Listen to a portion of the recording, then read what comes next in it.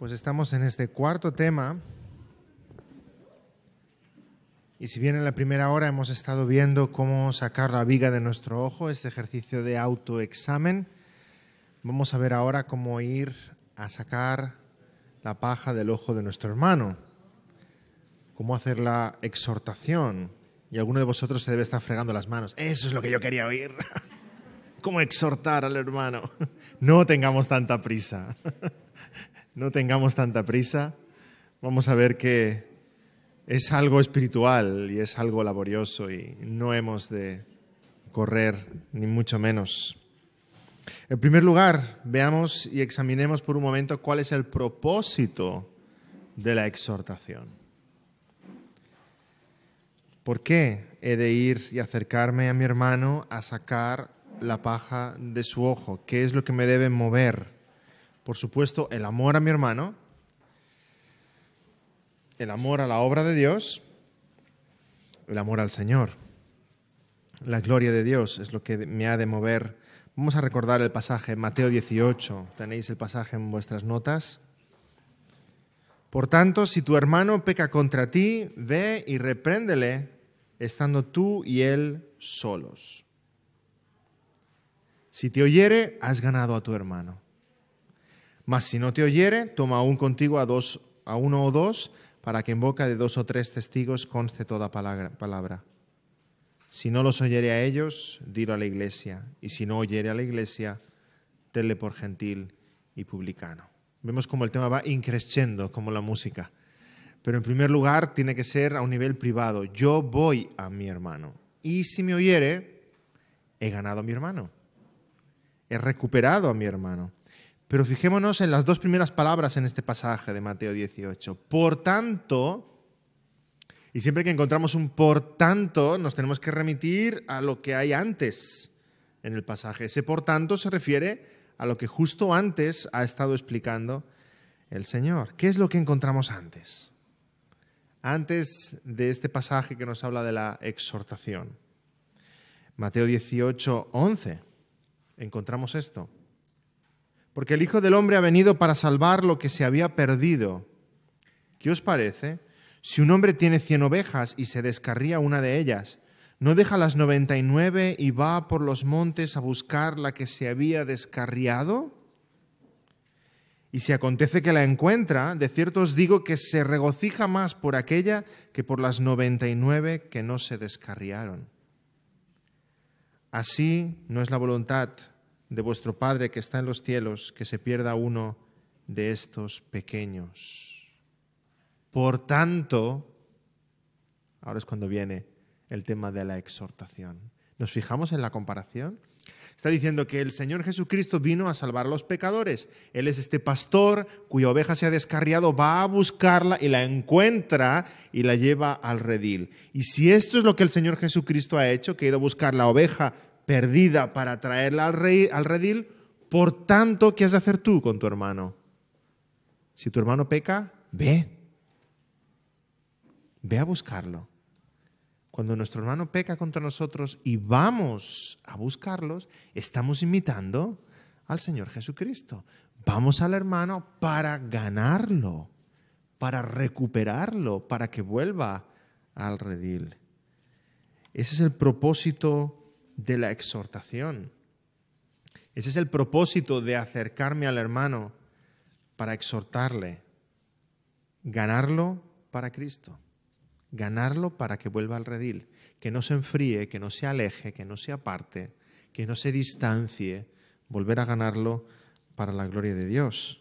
No exhortamos para apabullarlo, no exhortamos para ridiculizarlo, no exhortamos para hacerle ver que está equivocado y que yo tenía razón.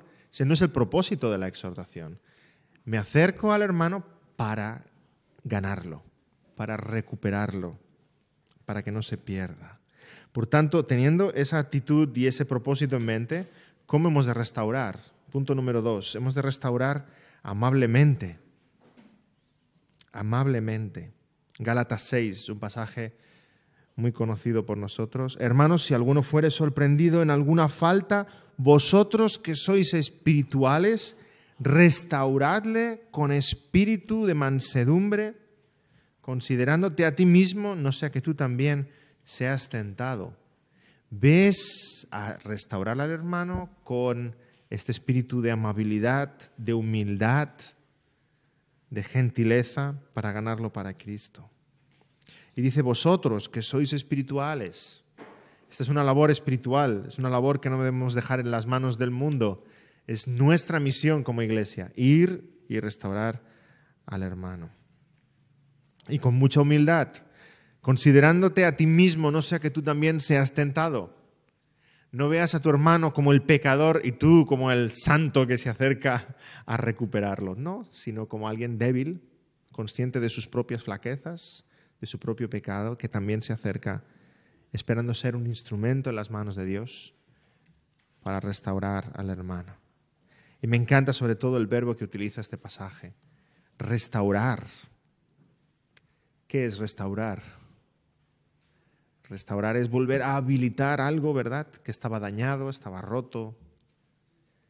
Si tuviéramos aquí un hermoso cántaro griego que tiene más de 2000 años y alguien se acercara con un pincel, con un barniz, con una cola especial, diríamos, va a restaurar, va a arreglar ese cántaro. Si tuviéramos aquí este hermoso cántaro y alguien se acercara con una maza, con una pala, diríamos, va a destrozar este cántaro. ¿Con qué herramientas te acercas al hermano? ¿Te acercas al hermano con una maza espiritual pensando, ahora me va a oír, ahora vas a ver de qué va el tema? No lo vas a restaurar, lo vas a destruir. Lo vas a destruir. Restaurar al hermano. El verbo que utiliza aquí el apóstol Pablo, kataritza, es el verbo que usan los pescadores cuando hablan de reparar las redes. Cuando una red después de la pesca se rompía, se sentaban y los pescadores debían volver a coser esa red, debían volver a reparar esa red, para que la red al día siguiente fuera otra vez útil. Esa es la actitud que debemos tener con nuestro hermano. Nos acercamos al hermano para coser aquello que está roto, para que sea otra vez útil en las manos del Señor. Ese es el propósito. En tercer lugar, punto número 3, ¿cuándo debo acercarme a mi hermano para restaurar? ¿Cualquier momento es bueno? No, seamos sabios. Acerquémonos en el momento que sea oportuno. Punto número 1, cuando alguien tenga algo contra ti. Y ya hablábamos de esto un poco más ayer noche. Dice Mateo 5:23, por tanto, si traes tu ofrenda al altar y allí te acuerdas de que tu hermano tiene algo contra ti, deja allí tu ofrenda delante del altar y anda, reconcíliate primero con tu hermano y entonces ven y presenta tu ofrenda. Imagina que mañana, que es domingo, leyéramos este versículo antes del culto de la iglesia, ¿verdad? Si traes tu ofrenda al altar y te acuerdas de que tu hermano tiene algo contra ti, deja tu ofrenda y ves, reconcíliate primero. Y mañana por la mañana nos tendríamos que levantar todos y salir a hablar con nuestro hermano. Pero al domingo siguiente, qué hermoso sería el culto. Habiendo restaurado nuestra relación con nuestro hermano.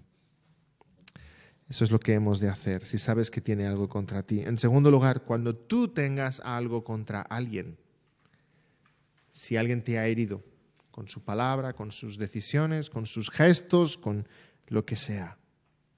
Y si sabes que en ese caso el amor cubrirá multitud de pecados, pero no hay amor suficiente como para cubrir esa falta, ves y habla con tu hermano.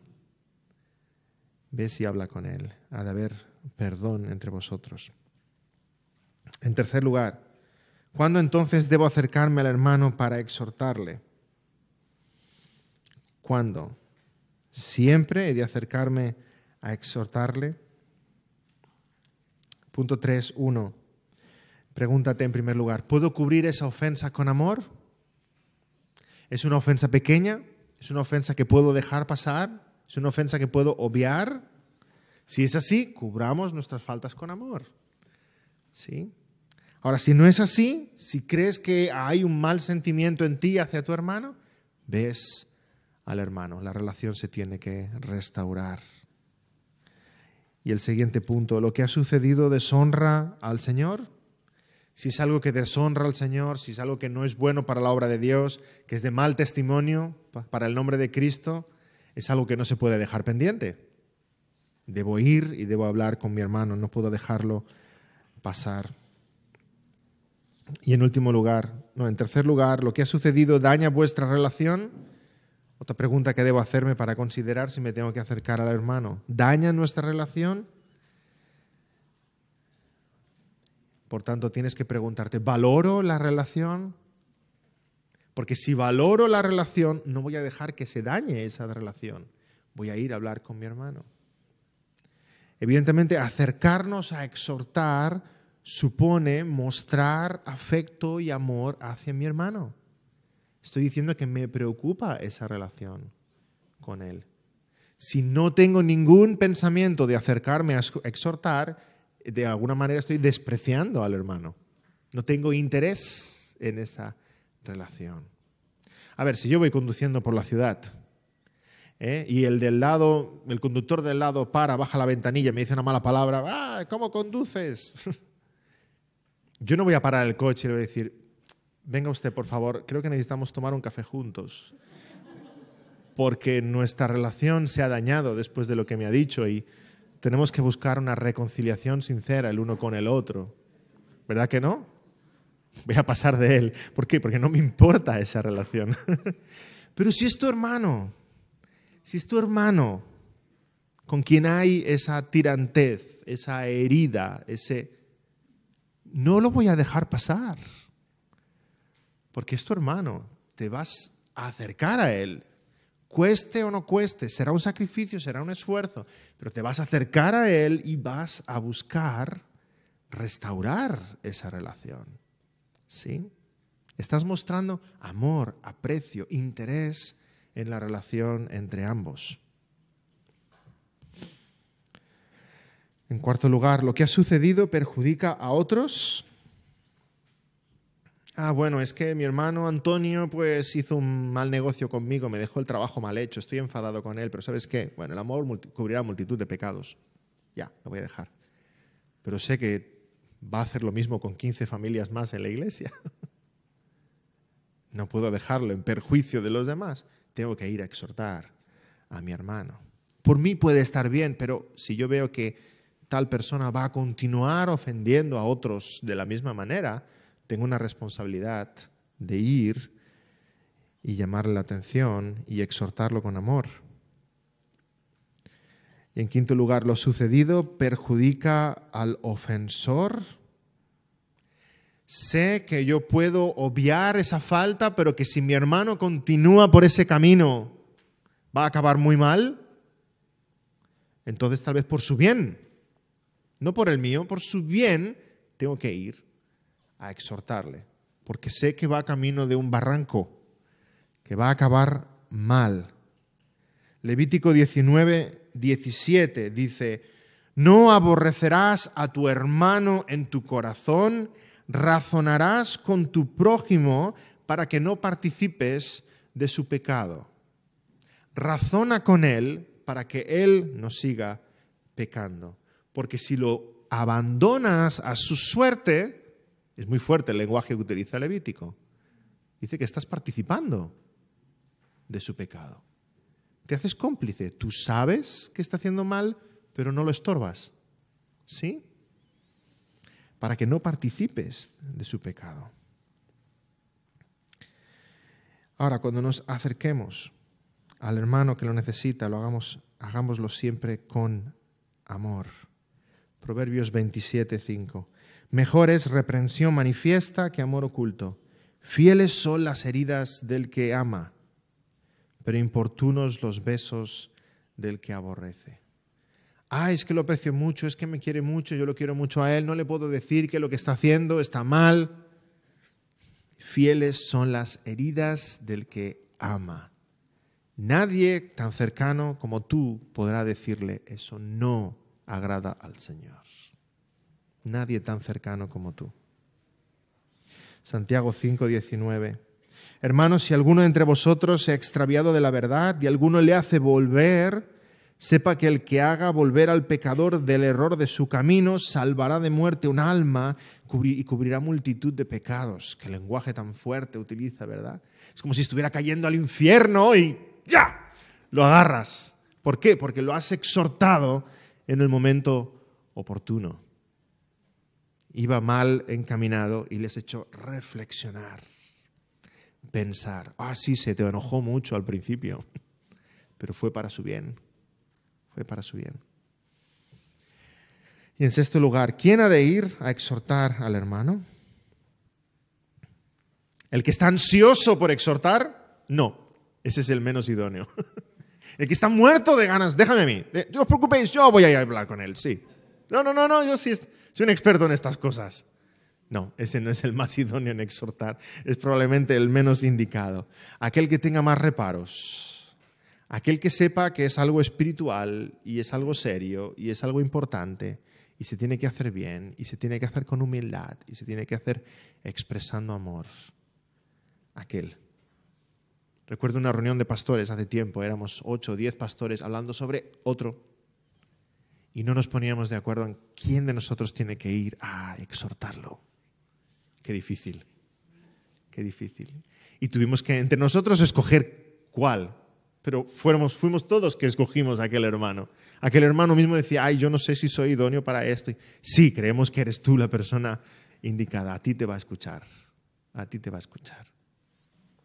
Dice Ken Sande en su libro, página 147. Cualquiera que esté ansioso por ir a mostrar a un hermano su pecado probablemente esté descalificado para hacer eso. Tal ansiedad es a menudo un signo de orgullo e inmadurez espiritual que nos incapacita para ministrar efectivamente a otros. Los que mejor encaran a quien peca abiertamente son por lo general aquellos que preferirían no tener que hablar a otros acerca de su pecado, pero que están constreñidos a hacerlo así en obediencia a Dios y por amor a otros. Aquel que piensa, preferiría no tener que hacerlo, pero sé que debo hacerlo. Este es el que se va a acercar con respeto al tema de la exhortación. Y en último lugar, ¿qué diremos a aquellos que dicen, no juzguéis para que no seáis juzgados? ¿Cuántas veces se utiliza fuera de contexto este pasaje, verdad? Sí, mi hermano peca, mi hermano se desvía, pero ¿quién soy yo? ¿Quién soy yo para decirle que está mal lo que está haciendo? Evidentemente no hemos de juzgar según nuestros propios criterios, pero sí a la luz de la palabra del Señor. El Señor nos envía a ser embajadores suyos y anunciar lo que es agradable a los ojos de Dios. Dice 1 Corintios 6, ¿o no sabéis que los santos han de juzgar al mundo? Y si el mundo ha de ser juzgado por vosotros, ¿sois indignos de juzgar cosas muy pequeñas? ¿O no sabéis que hemos de juzgar a los ángeles? ¿Cuánto más las cosas de esta vida? Estaremos junto al trono de Cristo cuando juzgue todas las cosas. Y ahora, en esta vida, la Iglesia no tiene criterio para decidir lo que está bien y lo que está mal. Por supuesto, porque tenemos la palabra. En cuarto lugar, ¿cómo debemos acercarnos? ¿Cuál es la manera bíblica para acercarnos al hermano y exhortarle? Vamos a ver 12 principios para exhortar. Después de esto, vamos a ver que no estamos tan deseosos de ir a exhortar al hermano, ¿verdad? Que es algo serio, que es algo muy importante. 12 principios para restaurar. El primero, habla la verdad en amor.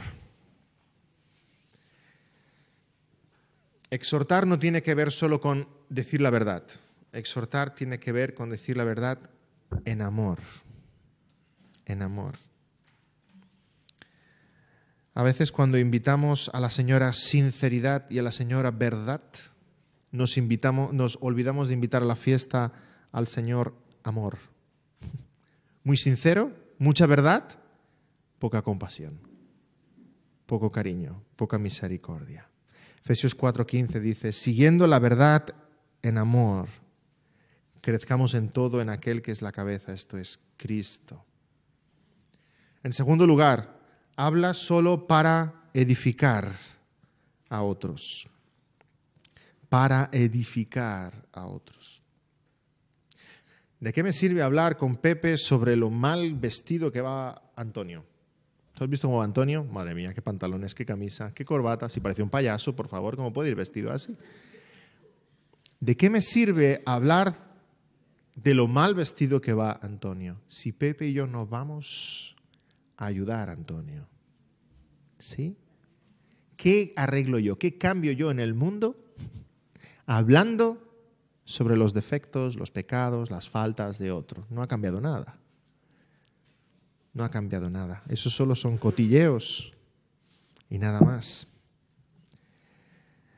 He de hablar para edificar a otros. Por supuesto podemos hablar de la vida de otros. Los pastores siempre estamos hablando sobre la vida de otros, pero para intentar ayudar a otros, para intentar incidir en la vida de otros, para aconsejarles, para guiarles. Y esa ha de ser nuestra actitud como cristianos. ¿Estás hablando de la vida de tu hermano? Que sea para hacer algo en la vida de tu hermano. No solamente para abrir la Gaceta Evangélica y empezar aquí a comentar la vida y los quehaceres de toda la gente. 3 principios claves en cuanto a cómo hemos de hablar y qué hemos de hablar. 1, habla poco.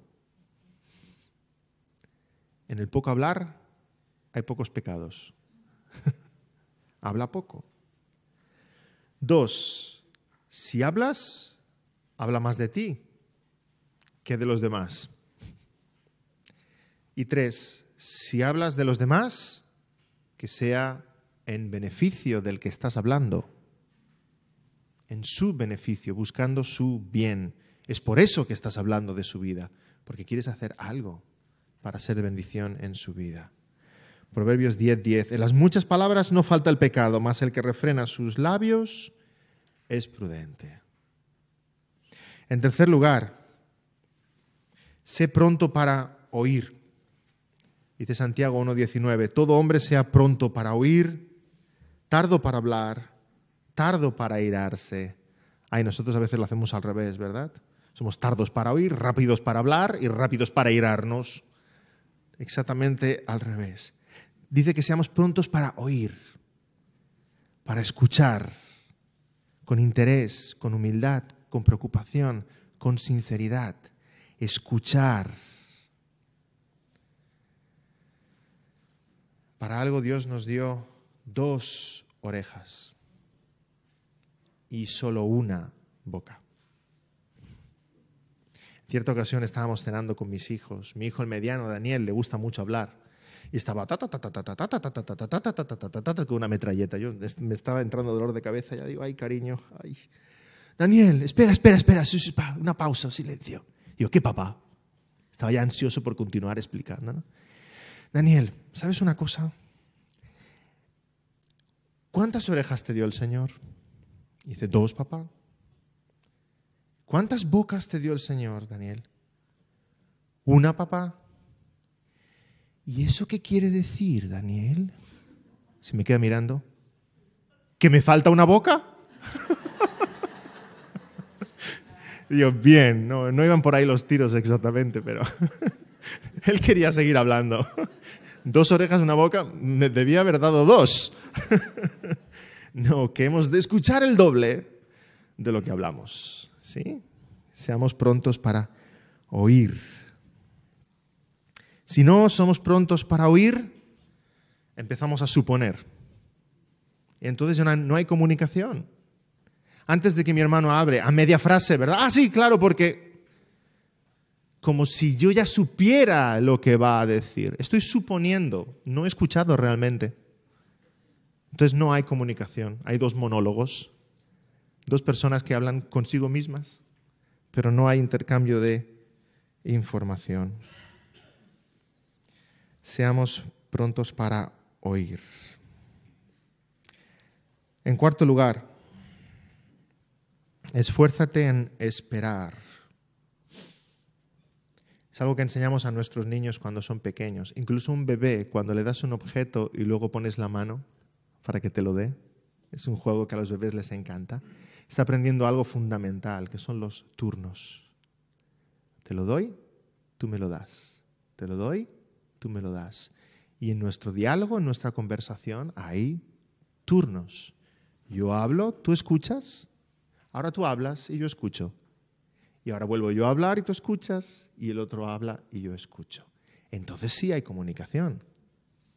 Entonces sí, hay turnos los unos con los otros. Pero nos hemos de esforzar en esperar a que mi hermano acabe para luego yo poder volver a hablarle a él. 4.1. Nos es necesario evitar las conclusiones prematuras. Como decía antes, no supongas lo que tu hermano está a punto de decir hasta que no lo haya dicho. Si no, no lo estás escuchando y no se va a sentir comprendido y no se va a sentir apreciado. Si tú ya sabes lo que va a decir, ¿por qué tiene que hablar? Mejor me estoy callado. Hay una especie de telepatía entre nosotros, ¿verdad? Igualmente, ya lo sabes, pues habla tú. Dices lo que tú quieres decir y también puedes decir lo que yo iba a decir, ¿vale? Pero eso no es diálogo, eso no es comunicación.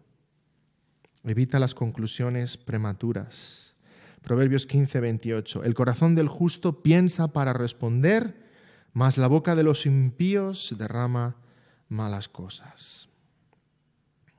Y en segundo lugar, no interrumpas. No interrumpas. Espera que el otro acabe. Claro, si lleva 1 hora hablando y aún no ha respirado, pues no habrá más remedio que interrumpir, ¿sí? Pero en general, espera que acabe su turno y entonces te puedes expresar tú. No interrumpas, no cortes las frases, no subas el volumen. Sí, porque yo lo que te iba a decir es que para intentar pisar por encima de lo que el otro está diciendo. Esto se hace más evidente cuando hablamos por teléfono. Cuando habléis por teléfono, ponéis una grabadora y luego escucháis vuestra propia conversación. Sí, porque yo subimos el volumen para pisar lo que el otro está diciendo. Guardemos turnos, diálogo, conversación. Proverbios 18:13. Al que responde palabra antes de oír, le es fatuidad y oprobio. Fatuidad y oprobio. En tercer lugar, disfruta del silencio.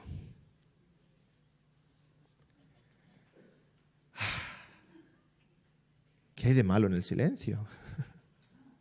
Hasta los músicos más expertos, los grandes concertistas, en su partitura tienen un silencio. Alguien dijo que lo más hermoso de un concierto es el silencio. No sé si lo dijo un flautista que le faltaba el aire. Y digo, ¡ay, qué bien un silencio! Pero lo más hermoso es el silencio. Cuando un matrimonio está conversando y guardan un momento de silencio y solamente se miran a los ojos. ¿Qué pasa? Estamos reflexionando, estamos pensando, estamos disfrutando del simple hecho de estar uno frente al otro, escuchándonos. Sí, disfrutemos del silencio entonces.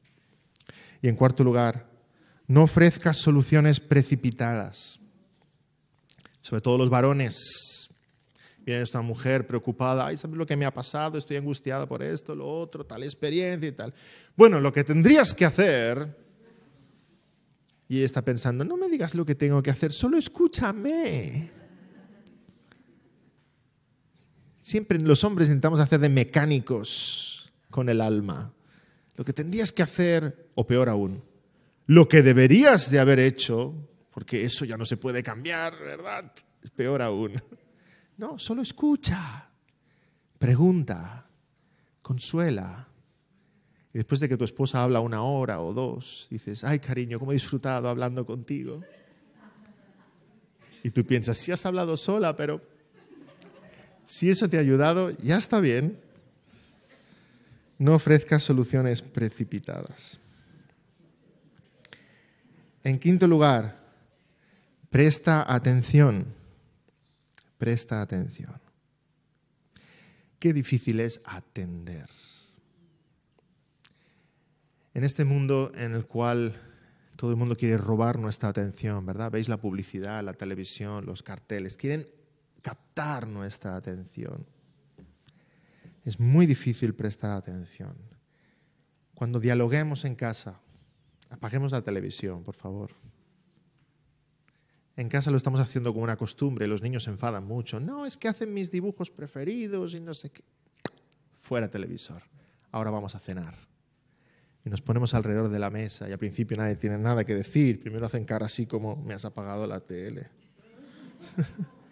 Y a los 5 minutos empiezan a explicar del colegio, de sus amigos, de sus luchas, de sus inquietudes, de sus deseos. Y se produce una conversación hermosa alrededor de la mesa. Fuera televisor, fuera distracciones.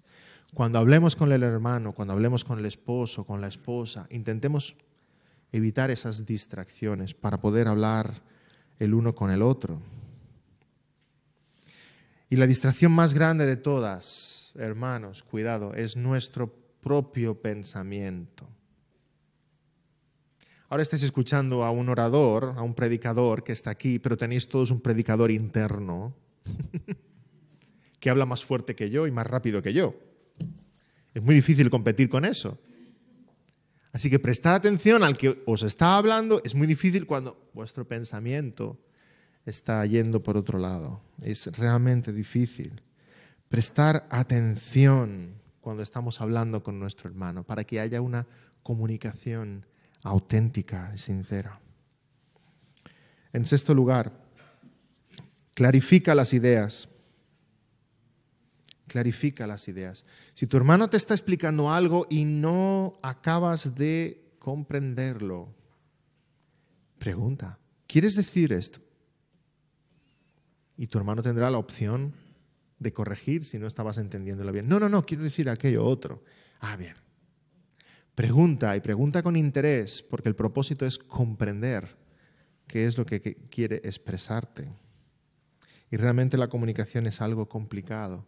Yo pienso 100% de lo que quiero decir, pero solo sé expresar 80% de lo que quiere decir. Por tu oreja solo entra 60% de lo que yo quería decir y cuando llega a tu corazón hay 40%. Se va perdiendo la información por el camino. Necesitamos clarificar. A ver si he entendido bien. ¿Quieres decir tal cosa? Y tu hermano pueda decir que sí, que no. Séptimo lugar, parafrasea. ¿Qué es parafrasear? Decir lo mismo con otras palabras. ¿Quieres decir que cuando dije aquello tú pensabas que yo estaba equivocado? No quiero decir eso. Quiero decir que yo lo entendí mal. Vale.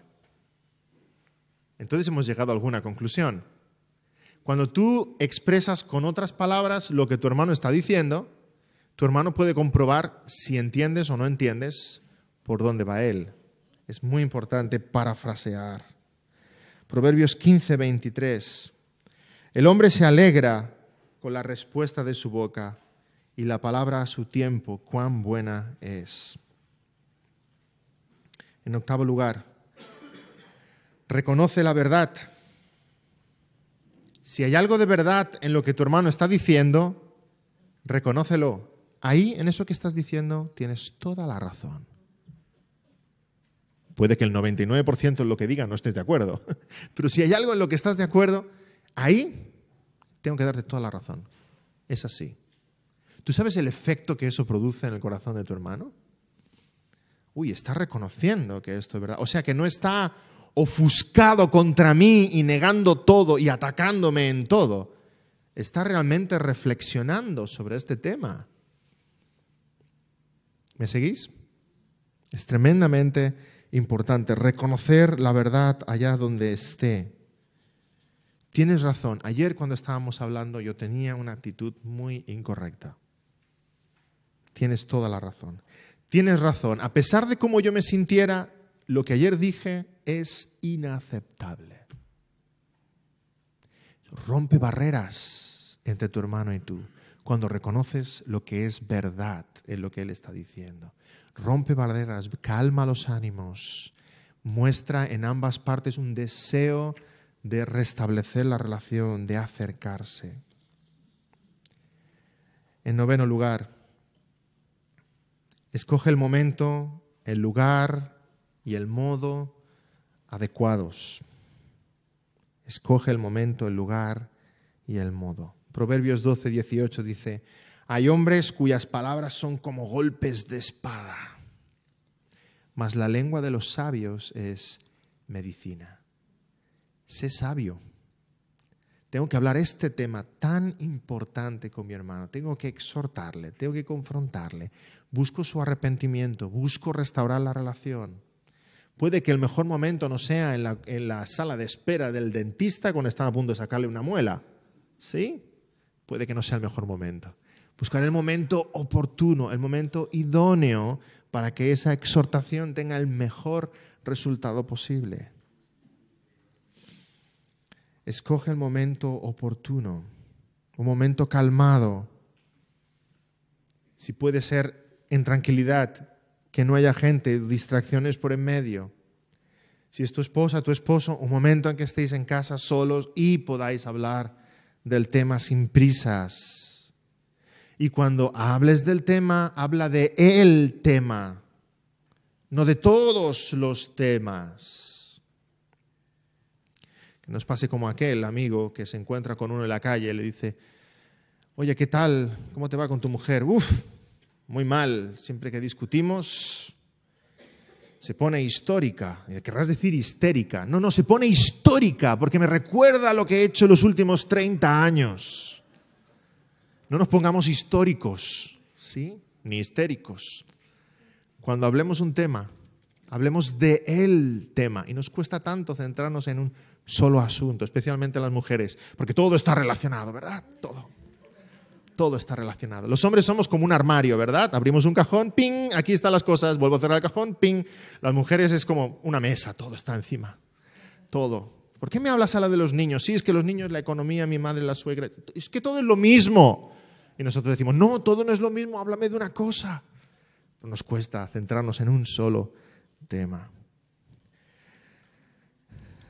En décimo lugar, cree lo mejor de otros. Piensa lo mejor de tu hermano.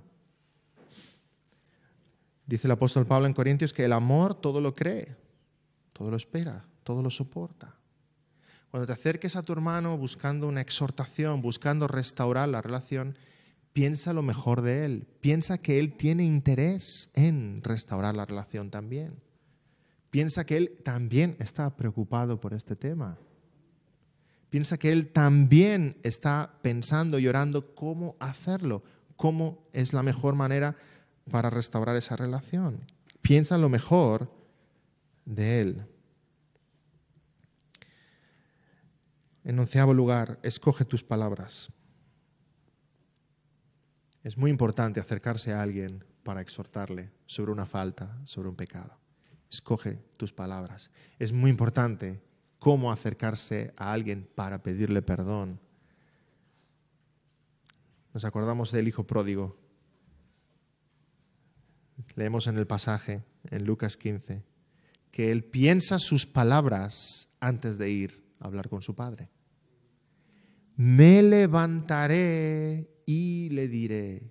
Él está reflexionando cuál es la mejor manera.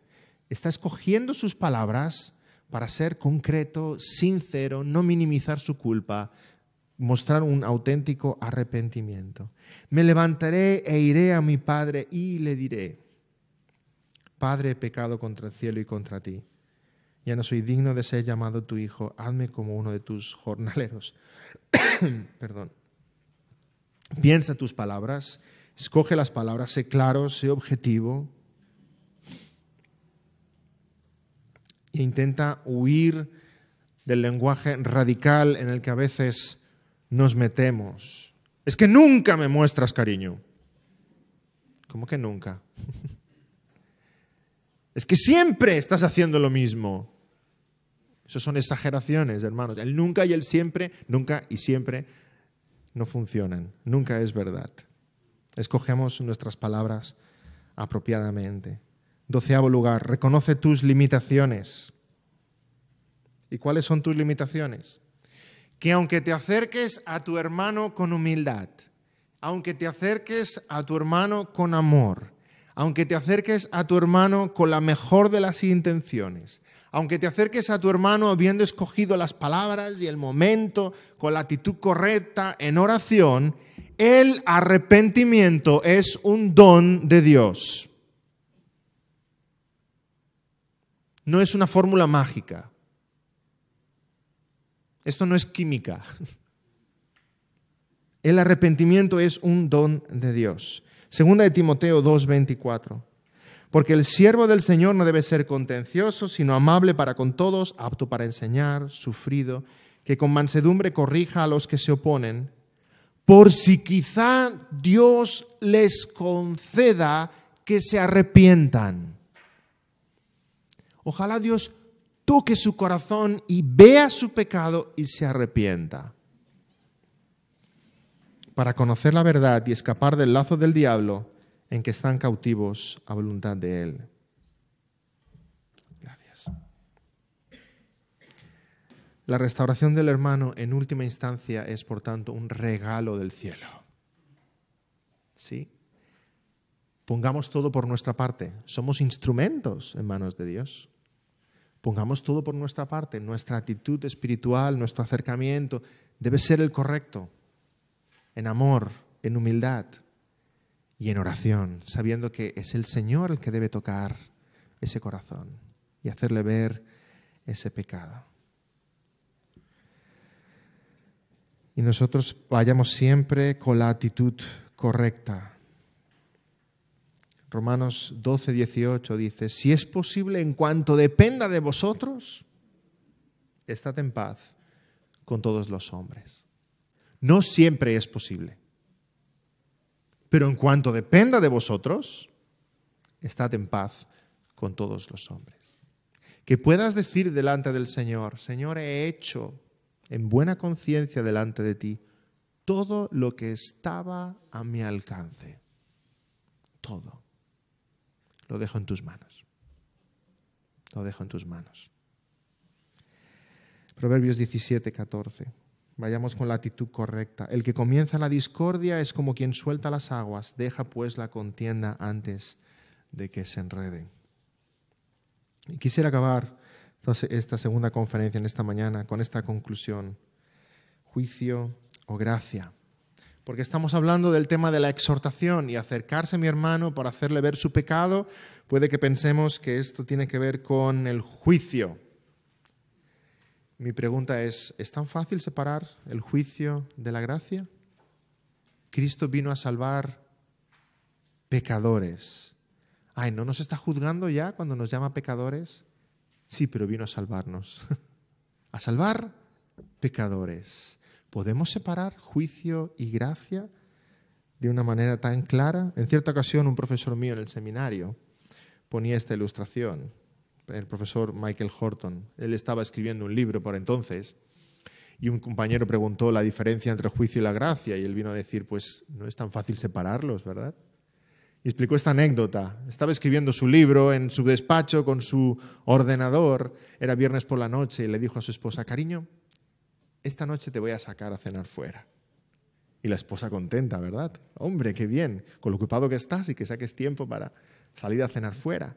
Entonces él estaba absorto con su libro ahí escribiendo. La esposa fue y se arregló y se puso sus mejores mudas y ¿verdad? Se iba acercando la hora de salir y pasaron las 7 y pasaron las 8 y pasaron las 9 y pasaron las 10 y aquel continuaba con su ordenador. Entonces su esposa bajó a la cocina, preparó un bocadillo, preparó un vaso de leche, se lo subió a su marido al despacho, lo puso sobre la mesa y le dijo, pensaba que a estas horas tendrías hambre. ¿Juicio o gracia? Ambas cosas, ¿verdad? Ambas cosas. Cuando el Señor se acerca y nos ofrece el perdón de los pecados, ¿juicio o gracia? Es que somos pecadores. ¿Ves tu pecado? ¿Ves tu necesidad de un redentor? Aquí estoy, dice el Señor. Esta es la sangre que te limpia de todos tus pecados. No pensemos que cuando nos acercamos al hermano a exhortar, le estamos juzgando. Juicio y gracia. Le estamos mostrando nuestro amor, nuestro afecto, nuestra preocupación, nuestro deseo de que vuelva al redil. Lo estamos ganando para la gloria de Cristo. Y Él va a ver esas ambas cosas, juicio y gracia, como encontramos en el Evangelio. Amén. Hasta aquí lo que quería compartir con vosotros en esta segunda conferencia. Hasta ahora hemos estado planteando ayer noche los elementos básicos de lo que es este tema de la pacificación, de la resolución de conflictos. Y en esta mañana hemos estado viendo cómo examinarnos a nosotros mismos y cómo acercarnos al hermano. Y en esta noche, Dios mediante, veremos los dos últimos temas para cómo acercarnos a la resolución de los conflictos. Amén. Sí, Juan.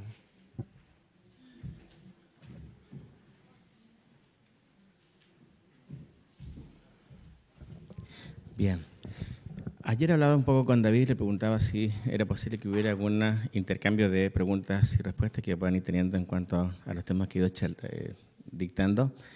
Entonces no sé si sea el tiempo ahora, si alguno de ustedes quiere hacer alguna pregunta a él en base a lo que han visto y gastamos un par de minutos en eso, o lo van pensando y quizás a la noche cuando ya finalice con la charla pueden tener algunas preguntas ya pensadas y pasar un tiempito con algunas preguntas que ustedes tienen, ¿cierto?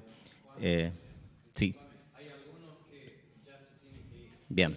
Entonces, si son las 8:30, por ahí podríamos aprovechar 15 minutos ahora. Bien. Bueno, doctor. Siempre hay conversaciones de pasillo, ¿cierto? Que se han ido preguntando y que sea ahora el tiempo para que lo hagan.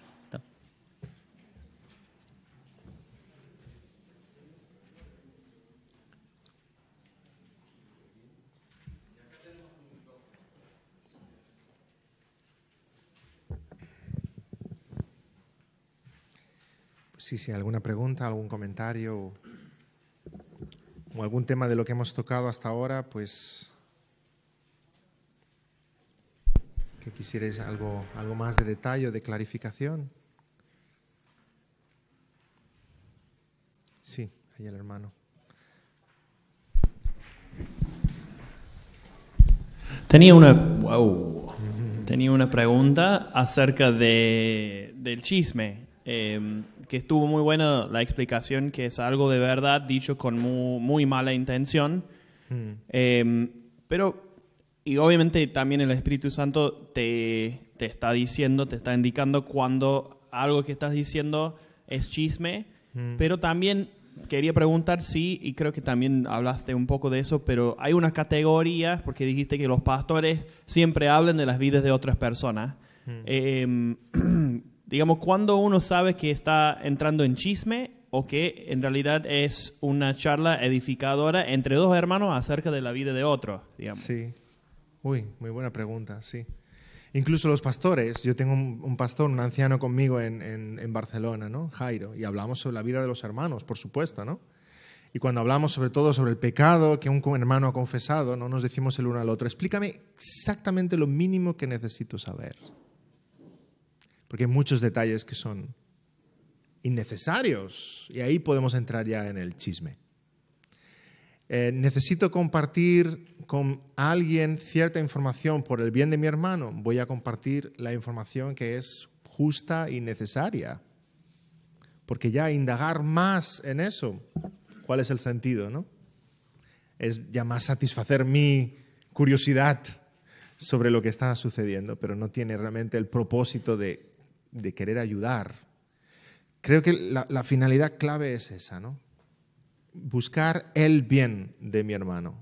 Entonces, teniendo eso muy en mente, esa es la información que yo voy a compartir respecto a mi hermano. Buscar su bien.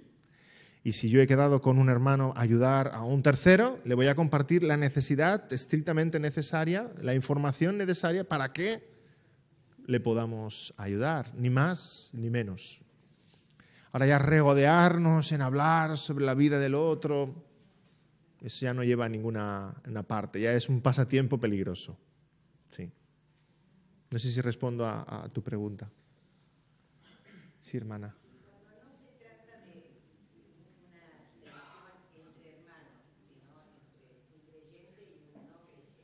Ajá.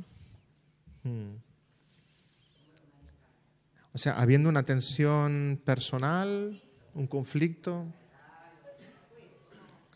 Sí, es más difícil. Es más difícil. Por nuestra parte vamos a aplicar los mismos principios, pero es mucho más difícil porque cuando estamos hablando de dos creyentes, tenemos un aliado que es el Espíritu Santo, que va a estar guiando mis pensamientos y también va a estar guiando a mi hermano en esa convicción de pecado, en ese arrepentimiento, ¿verdad? Entonces el Espíritu Santo fomenta y busca la unidad en su iglesia. Ahora, cuando estamos hablando de alguien de fuera, de un incrédulo, evidentemente no estamos hablando del Espíritu Santo ahí, es más complejo. Pero podemos aplicar todo lo que hemos dicho por nuestra parte. Igualmente, buscar la buena relación, buscar la restauración, buscar su bien, etcétera, etcétera. Aunque responda mal. Sí. Allí detrás una hermana, sí. Perdón, mi idioma no me expreso muy bien. Yo quería volver al tema del chisme, ¿cierto? Usted dijo antes que cuando un hermano habla con otro hermano de un problema del otro hermano, ¿no? De oración, ¿sí? De mi oramos, ¿cierto? Pero cuando este hermano ya habló con otro hermano, le ha aconsejado, digamos, pero no ve que cambia mucho, necesita hablar con otro hermano, le pide oración por este hermano. ¿Es un chisme esto?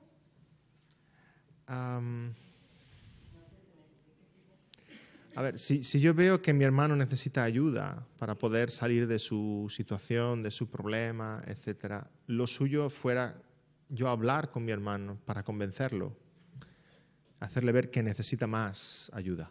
Cuando esto ya pasó, Ajá. pero no ve solución, ve siempre algún problema Sí. que no lo entendió, se ve, ¿no? Es un chisme hablar con otro hermano, pedir oración por Yo diría en ese caso, o sea, a ver si entiendo, mi hermano está en esa situación y aunque ha buscado ayuda no sale de esa situación y yo quiero buscar ayuda para él. Ya hablé con él. Lo propio por mi parte sería hablar con el pastor o con los pastores. No ir buscando ayuda independientemente hasta que toda la congregación conoce el problema, sino ir a buscar directamente la ayuda del pastor para intervenir. Sí. Quisiera plantearle a la congregación si pueden solicitar el micrófono. Ah, sí. Sí, pues podemos levantar la mano y pedir el micrófono.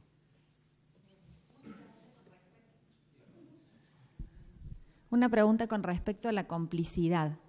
Se mencionó que cuando estoy al frente de un hermano que a la luz de la palabra está cometiendo un pecado, si yo no lo exhorto, en cierto modo estoy siendo cómplice. ¿Qué ocurre, por ejemplo, cuando hablamos de miembros de la familia, un creyente y un no creyente? Pero ese no creyente es alguien a quien amamos, cercano, es alguien que nos interesa la relación, aunque no sea nuestro hermano en Cristo. Y ese hermano está pecando. ¿Cómo manejamos? ¿Exhorto, no exhorto? Sí, exhorto, sí. Porque hay una ley ética, una ley moral. O sea, si el pecado del no creyente consiste en que no está haciendo su devocional diario, evidentemente no le voy a decir nada, ¿no? No lo está haciendo. Si es un pecado de otro tipo, si está robando, si está cometiendo adulterio, si cualquier otra cosa, evidentemente hay una ley, los 10 mandamientos de Dios son también para él, aunque no crea. Es una ley universal que está escrita en los corazones. Más aún, él sabe que está haciendo mal porque hay una conciencia que Dios ha grabado en su mente. Entonces sí le puedo exhortar y decir, tú sabes que a Dios esto no le agrada, pon tu vida en orden. Sí. Y ahí, en esa conversación, en esa exhortación, ¿Cómo lo llevo a la conversación? Primero planteando la necesidad de Cristo o directamente hablando, entre comillas, en términos del mundo. ¿Cómo enfoco esa conversación con el que desconoce a Dios? Pero a mí sí me importa la relación, porque puede ser mi madre, mi padre, mi hijo, el que fuera, ¿no? Cercano. Sí. Sí, podemos partir de lo que podríamos llamar el sentido común o la conciencia o la ética o la gracia común de Dios entre nosotros, ¿no? Hacerle ver de que eso no está bien y tu propia conciencia te está diciendo que eso no está bien. Ya no estoy hablando de cristianismo, estoy hablando de que hay una conciencia que Dios ha puesto en ti que te está delatando, sabes que no está bien. Y a partir de ahí hacerle ver su necesidad del Señor Jesucristo, ¿no? De sus pecados y de que realmente necesita un Salvador, un Redentor para que cambie su corazón, para que le agrade agradar a Dios en todas las cosas. ¿Sí? Pero podemos partir, como tú dices, podemos partir de ese terreno común, porque realmente Dios ha puesto una conciencia en nosotros, es una ley de Dios escrita en los corazones. Y aún la gente del mundo sabe que está haciendo mal cuando está haciendo mal. No sé si respondo a tu pregunta. Sí, gracias. De nada. Sí, buenos días. Buenos días. La confianza de un adolescente se vio afectada por, digamos, lo mismo que dijo Sasha. El maestro del adolescente tiene que decirle a un pastor, este chico hace tal y tal cosa, ¿no? Y bueno, ¿eso es chisme? ¿O está bien que el maestro del adolescente vaya, diga, el pastor hable con su papá? Y bueno, ahí mi hijo no quiso saber más con el maestro adolescente, ¿no? Vio afectada su confianza en él. No quiso ir más, no quiso estar más con él. Yo digo, ahí él me dijo, no es un chisme. Yo fui a mi pastor, yo soy el maestro de tu hijo, yo fui a mi pastor a comunicarle lo que estaba pasando. Exacto. ¿Eso está bien? Sí, por supuesto. Entre un maestro y un pastor, por supuesto que sí. Sí.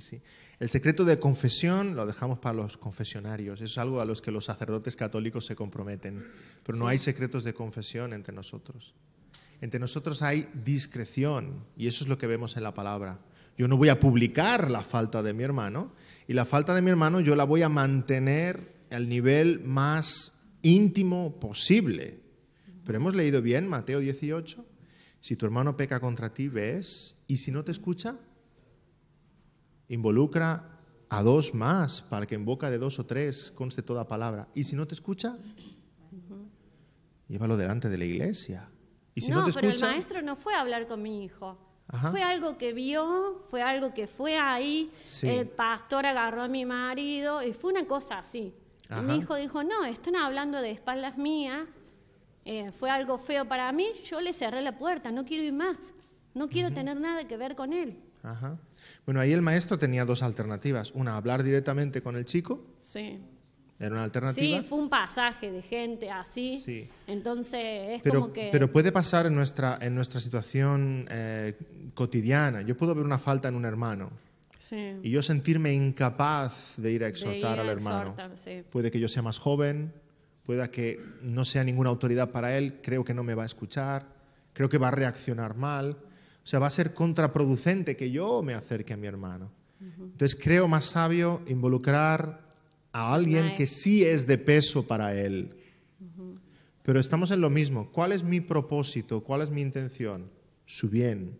Sí. Es por eso que yo involucro a otra persona, por su bien.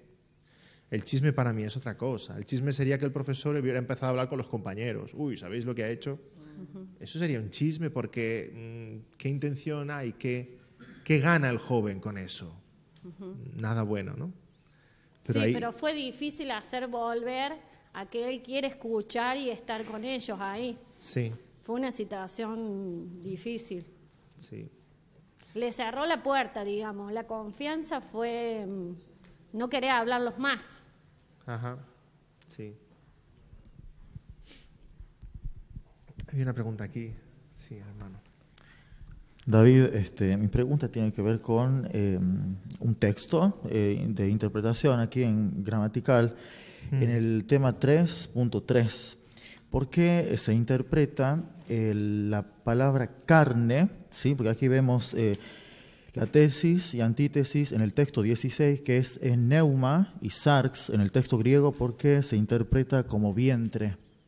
Ajá. ¿En qué pasaje En el estás, punto hermano? número 3, y el pasaje sería Gálatas 5:16. Puedo entenderlo en Filipenses 3:18 al 19, pero lingüísticamente en el versículo 16 del capítulo 5 del Gálatas, aquí el término es sarx, y sarx tiene que ver con la naturaleza pecadora del ser humano y no necesariamente vientre. Entonces quisiera saber por qué la interpretación aquí es vientre. Perdona que no lo encuentro aún. Viene a ser punto 3, nos dice localiza los ídolos de tu corazón. Ah, en el Página tema, 16. en el tema anterior. Sí. Perdón, un segundo.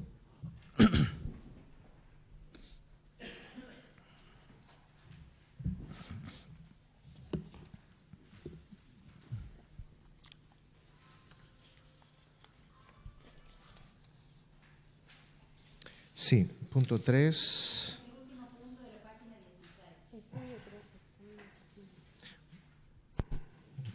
Punto 3, 3.1.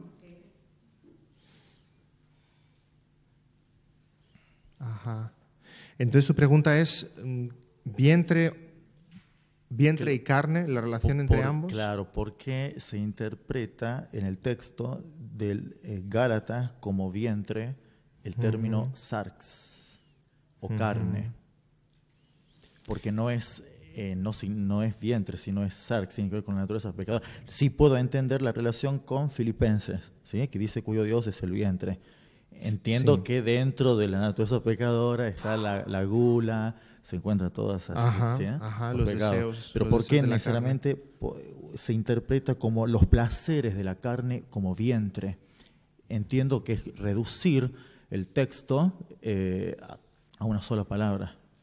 Entonces, si es que podemos ampliar, porque si no es reducir, acotar todo el texto o la profundidad semántica que tiene el texto a una sola palabra, y entonces es como dejar con poco valor el término. Por eso mi pregunta es... Sí, tendría que mirar exactamente el griego para vientre, Ajá. cuál es en ese pasaje, ¿no? Evidentemente el término carne es mucho más amplio. Claro, ajá. Los deseos de la carne es mucho más amplio. El vientre está hablando específicamente de los apetitos, ¿no? Era algo más concreto. O sea que, digamos, entre paréntesis, la pregunta era mía, si es que se reducía el término a vientre o era un ejemplo de esta naturaleza. Entiendo, el vientre, claro, teníamos que mirar semánticamente dentro del griego la correlación entre ambos términos en el griego, ¿no? Pero vientre es una expresión de ese sarx, de esos apetitos o placeres o vida carnal, ¿no? Evidentemente, como tú dices, el término sarx es mucho más amplio, mucho más extenso y mucho más utilizado en las cartas de Pablo, ¿no? Vientre es muy específico, es muy concreto. Wow. Sí. Sí, a mí me gustaría que se amplíe un poquito más porque me llamó la atención cuando dice en 2 Timoteo 2:24, el texto que dice: por si quizás Dios les conceda que se arrepientan, el don de Dios para el arrepentimiento, porque a veces como cristiano o de parte mía entiendo que uno tiene que poner de nuestra parte en el arrepentimiento, pero me llama la atención cuando dice es el don de Dios el arrepentimiento. Sí, todo don perfecto viene de Dios. Todo bien espiritual viene de Dios. Si yo tengo paciencia para con mi hermano, es un regalo de parte de Dios. Si yo tengo fe en el Señor Jesucristo, es un regalo de Dios. Y evidentemente, si mi hermano viene a mí y me exhorta y en ese momento el Espíritu Santo produce ese arrepentimiento en mi interior, también es un regalo de Dios. Si no hubiera incluido ese pasaje, esa expresión, pudiéramos pensar que después de haber hecho yo lo que es correcto, necesariamente viene arrepentimiento de la otra persona. como si fuera algo mecánico, como el que está haciendo una receta de cocina y sabes que después de tanto tiempo en el horno tienes ese resultado, ¿no? Pero no es así, lo cual nos está llevando a una confianza más profunda en el Señor. Por mi parte, yo voy a poner lo que el Señor está requiriendo de mí, por supuesto, pero todo tiene que estar bañado en oración, porque si el Señor no toca ese corazón, no va a haber ese arrepentimiento, ¿no? ¿Cómo debía haber orado Natán antes de acercarse al rey David para confrontarle? ¿Cuánto debía haber orado Natán en ese momento? Y claro, en ese momento realmente es un momento muy bendecido por el Señor. Natán se acerca con humildad, con paciencia, le explica aquella historia sobre el corderito y luego dice, ese hombre eres tú. Y ahí el Espíritu toca el corazón del rey David, le concede ese arrepentimiento, se quebranta, ¿sí? Y reconoce su pecado delante de Dios. Pero sí, lo cual nos está llevando, pues como decía antes, a una profunda dependencia del Señor en todo este tema del autoexamen, del acercarme al hermano en confrontación. Tiene que estar guiado por el Espíritu de Dios en todo momento. ¿Había algún otro comentario por allí? Tenía un comentario rápido sobre el texto ahí en Gálatas en 16, porque habla en otras versiones, interpreta en 16 naturaleza pecaminosa, y creo que la Biblia misma, como amplia la palabra más abajo en 19, dice: las obras de la naturaleza pecaminosa se conocen bien: inmoralidad sexual, impureza, libertinaje, idolatría, brujería, odio, discordia, celos, arrebatos de ira, rivalidades, disensiones, sectarismos, envidia, borracheras, orgías y otras cosas parecidas. Y creo que todo eso tiene que ver con lo que dijiste, que nos enseñaste ahí en el punto, los placeres de la carne, que pueden llegar a ser un ídolo para nosotros. Solo quería compartir eso. Gracias, hermano.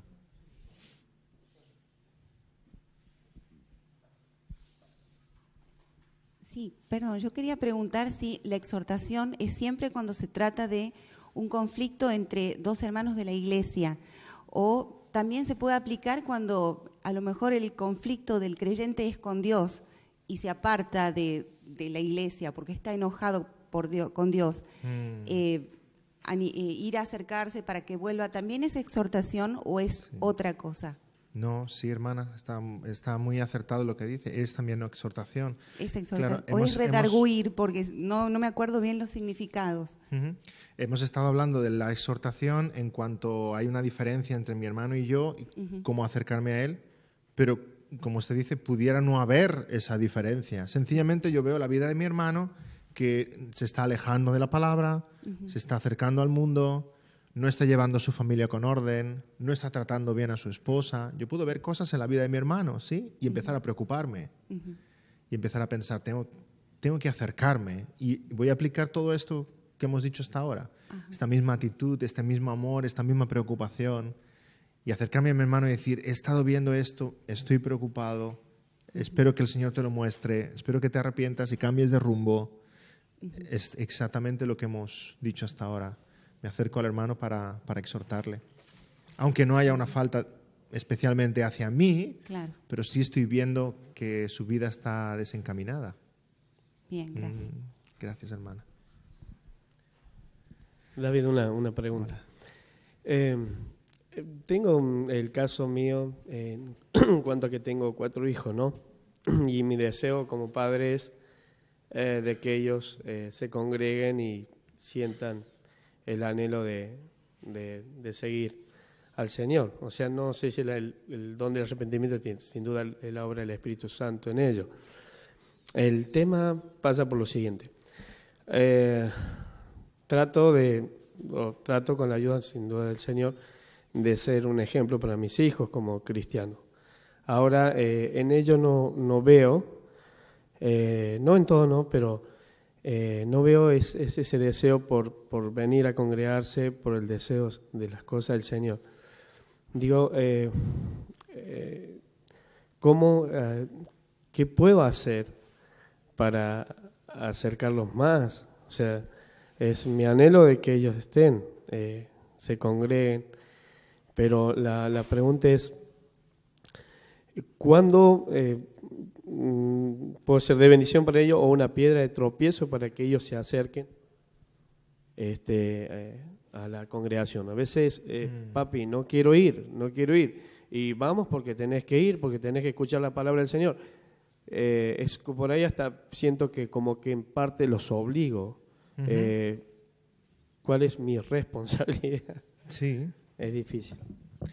Sí, claro, va a depender siempre de la edad de los hijos, ¿no? Pero evidentemente mis hijos van a la iglesia contentos o no. Igual como van al colegio, se levantan por la mañana y dicen, hoy no quiero ir al colegio, papá. Sí vas al colegio. No quiero ir al colegio. Sí vas al colegio. Si los obligo a ir al colegio, ¿cómo no los voy a obligar a algo más, mucho más importante, como es ir a la casa del Señor? ¿Sí? Mis dos hijos, Daniel y Moisés, los dos chicos empezaron piano hace 3 o 4 años. Hace 3 o 4 años que se quejan de las clases de piano. No quiero ir a clase cada día. No quiero ir a clase de piano. Sí vas a ir a clase de piano. ¿Hasta cuándo? Hasta que te guste. Cuando te guste ya no te tendré que obligar. Ya irás tú solo. Irás contento, ¿no? Mis hijos tienen 11, el mayor Moisés, 8 Daniel y la pequeña Elizabeth 5 añitos. Exacto, ya llegamos a una edad en las cuales empieza a ser más complicado, ¿no? Y ahí, a ver, yo le puedo explicar mi criterio, hermana. Mi criterio es que mis hijos, mientras vivan en mi casa, van a hacer lo que yo diga. Papá, yo ya soy preadolescente, me dice uno. Ya tengo que empezar a hacer mi libertad. ¿Qué libertad? Tu libertad es cuando te cases. Cuando te cases empiezas tu casa y entonces vas a tomar tus decisiones y tú criarás a tus hijos como creas conveniente, etc. Mientras estés bajo mi techo, sí. Y creo que es un poco a luz de la palabra cuando dice dejará el hombre padre y madre y se unirá a su mujer. Claro, el mundo nos quiere aquí vender el tema de la adolescencia, que no estoy nada de acuerdo. Yo creo que el hombre pasa de niño a adulto, borremos ese tema de la adolescencia y el tema de la responsabilidad, de la mayoría de edad, ya tomo mis decisiones porque tengo 18 años. No, ¿estás bajo mi techo?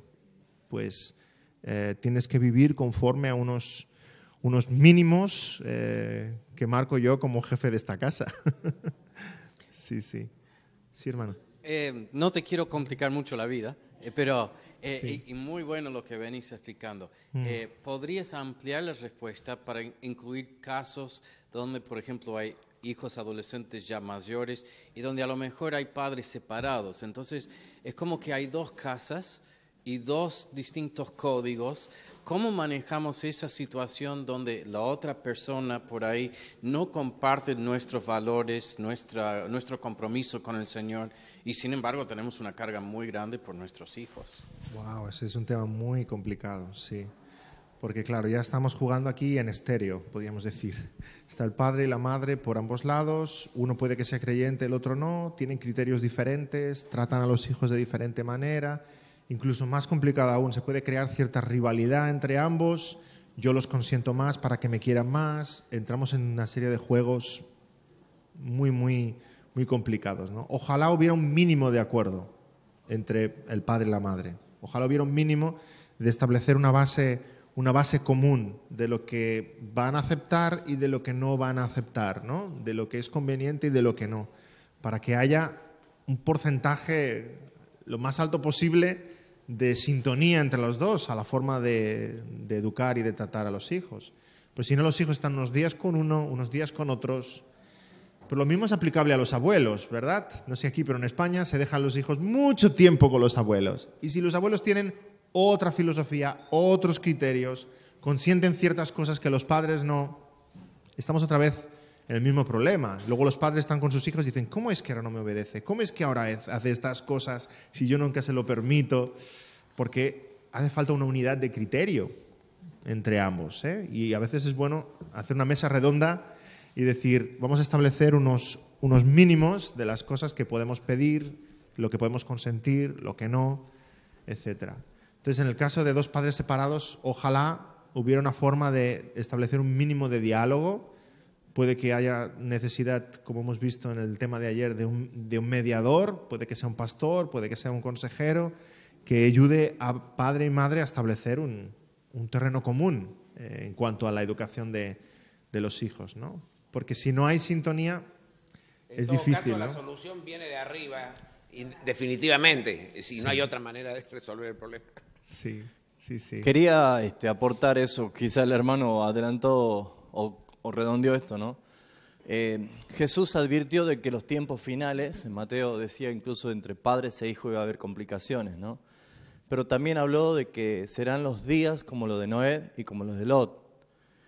Quizás sirve como consejo, ¿no? Yo creo que en los dos casos fue, en el tema de los padres, obedecer al Señor.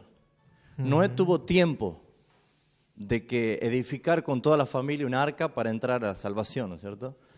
Lot no tuvo tiempo, fue sacarlo apuradamente y correr. Pero las dos cosas demandan obediencia al Señor. Tengo miedo de que caigamos en conceptos humanistas, en tema de si son padres separados o no. Yo creo que Jesús dijo que las cosas se iban a poner complicadas en el último tiempo. Pero el diseño, si Génesis es el libro de los principios, si es el primer conflicto familiar que tuvo Noé y tuvo que resolverlo, la obediencia fue lo mejor que se dio para que entre tú y toda tu casa y sean salvos en el arca, ¿no?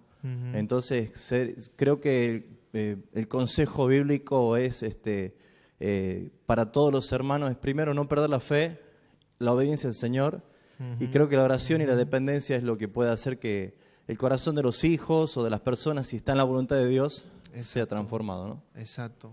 Incluso siendo yo el padre más excelente posible a ojos del Señor, eso no garantiza la salvación de mis hijos.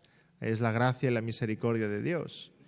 Yo quisiera presentarme delante de Dios como un obrero aprobado, sí, como un buen mayordomo, pero evidentemente el Señor es el que ha de obrar el milagro en la vida de todos, sí. No sé si algún otro comentario, si no... ¿Sí?